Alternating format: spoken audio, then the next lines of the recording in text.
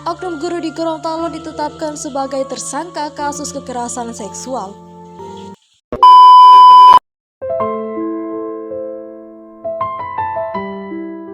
Assalamualaikum warahmatullahi wabarakatuh. Salam sejahtera untuk kita semua. Om Swastiastu, Namo Buddhaya, salam kebajikan.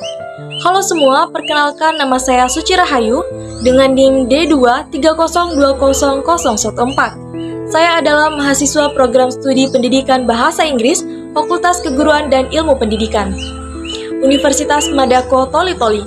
Tujuan saya membuat video ini adalah untuk memenuhi tugas mata kuliah Etika Profesi Guru yang diampu oleh dosen pengampu yang terhormat, Dr. Saugadi, SPD, MPD.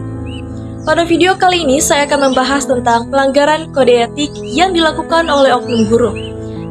Namun, sebelum saya membahas kasus pelanggaran kode etik guru, terlebih dahulu saya akan menjelaskan apa itu kode etik guru. Kode etik guru Indonesia adalah norma dan asas yang disepakati dan diterima oleh guru-guru Indonesia sebagai pedoman sikap dan perilaku dalam melaksanakan tugas profesi sebagai pendidik, anggota masyarakat, dan warga negara.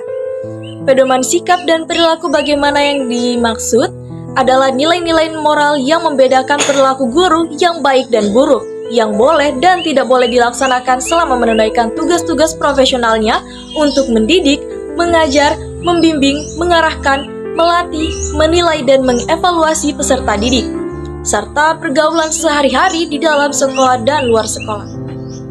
Selanjutnya, saya akan membahas tentang salah satu kasus pelanggaran kode etik guru. Oknum guru di Gorontalo ditetapkan sebagai tersangka kasus kekerasan seksual. Kapolres Bone Bolango AKBP Supriyantoro di Gorontalo mengatakan tersangka berinisial RA, 30 tahun, resmi ditahan setelah penyidik atau Satreskrim melakukan pemeriksaan kepada 7 orang saksi. Pelaku melancarkan aksinya dengan iming-iming akan memberikan nilai yang baik kepada sang korban jika ia menuruti keinginan tersangka. Namun, jika ia menolak, ia akan diancam nilai mata pelajarannya tidak akan diperbaiki jika keinginan tersangka tidak dipenuhi, sehingga korban terpaksa harus pasrah mengikuti keinginan tersangka. Tersangka dapat dijerat dengan pasal 6 huruf C dan A dalam Undang-Undang Republik Indonesia Nomor 12 Tahun 2022, yang mana pasal 6 huruf C menyatakan setiap orang yang menyalahgunakan kedudukan, kepercayaan atau wewenang untuk memaksa seseorang melakukan perbuatan cabul dipidana dengan pidana penjara paling lama 12 tahun penjara. Tindakan ini termasuk memanfaatkan kerentanan, ketidaksetaraan, atau ketergantungan seseorang. Kemudian pasal 6A, yang mana pasal 6A Undang-Undang Nomor 12 Tahun 2022 ini menyatakan mengatur tindak pidana kekerasan seksual termasuk pelecehan seksual fisik. Dalam pasal ini, pelaku dapat diancam dengan pidana penjara paling lama 4 tahun atau denda paling banyak 50 juta.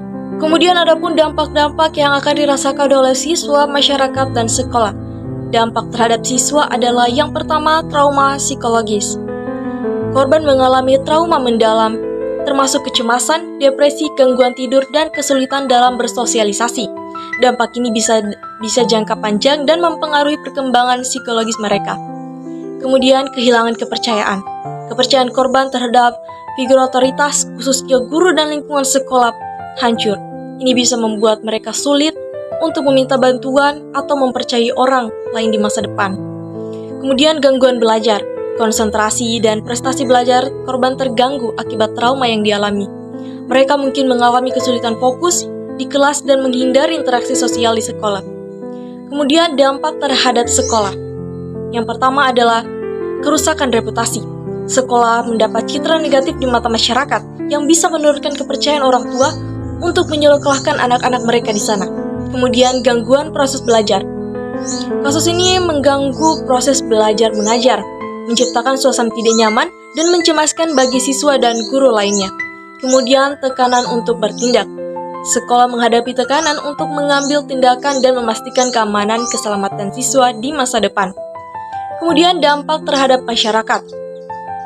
Yang pertama, kehilangan kepercayaan terhadap lembaga pendidikan. Kepercayaan masyarakat terhadap lembaga pendidikan, khususnya sekolah dasar, menurun. Ini bisa berdampak pada kualitas pendidikan secara keseluruhan. Kemudian meningkatkan kecemasan orang tua. Orang tua semakin cemas akan keselamatan dan kesejahteraan anak-anak mereka di sekolah. Kemudian meningkatkan kesadaran. Kasus ini dapat meningkatkan kesadaran masyarakat tentang pentingnya perlindungan anak dan pencegahan. Solusi mencegah terulangnya kasus pelecehan seksual di sekolah. Yang pertama, peningkatan kesadaran dan edukasi. Program edukasi seksual. Sekolah perlu menyelenggarakan program edukasi seksual yang komprehensif dan sesuai usia untuk siswa, guru, dan orang tua. Program ini harus mencakup pemahaman tentang konsen, batas-batas fisik, dan cara melaporkan pelecehan seksual. Kemudian pelatihan bagi guru. Guru perlu mendapat pelatihan khusus tentang pencegahan dan penanganan pelecehan seksual.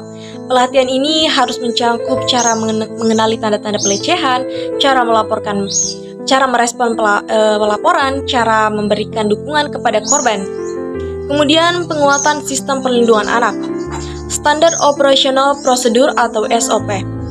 Sekolah harus memiliki SOP yang jelas dan terstruktur untuk menangani kasus pelecehan seksual. SOP ini harus mencakup langkah-langkah yang harus diambil, mulai dari pelaporan hingga penanganan korban dan pelaku. Kemudian tim perlindungan anak. Sekolah perlu membentuk tim perlindungan anak yang terdiri dari guru, psikolog, dan orang tua. Tim ini bertugas untuk mendeteksi, mencegah, dan menangani kasus pelecehan seksual. Dan kerjasama dengan lembaga luar. Sekolah perlu menjalin kerjasama dengan lembaga luar seperti kepolisian, dinas perlindungan anak, untuk mendapatkan bantuan dan penanganan khusus. Selanjutnya adalah pengawasan dan evaluasi. Pengawasan internal. Sekolah perlu melakukan pengawasan internal secara berkala untuk memastikan lingkungan sekolah aman dan kondusif bagi anak-anak. Pengawasan ini bisa dilakukan melalui observasi, wawancara, dan survei. Kemudian evaluasi program sekolah perlu mengevaluasi program edukasi seksual dan sistem perlindungan anak secara berkala untuk memastikan efektivitasnya.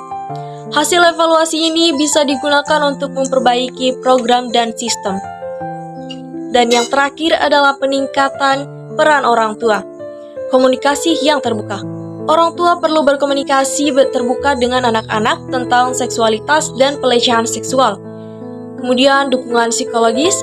Orang tua perlu memberikan dukungan psikologis kepada anak-anak yang menjadi korban pelecehan seksual. Mereka harus membantu anak-anak untuk mengatasi trauma dan mendapatkan bantuan profesional. Itu tadi penjelasan tentang kode etik guru, kemudian contoh kasus, dampak, dan solusinya. Saya harap teman-teman bisa memahami video saya dan saya harap video ini bisa berguna bagi teman-teman semua. Saya mohon maaf jika ada kesalahan kata-kata. Saya akhiri dengan wassalamualaikum warahmatullahi wabarakatuh. Sampai jumpa semuanya di video selanjutnya.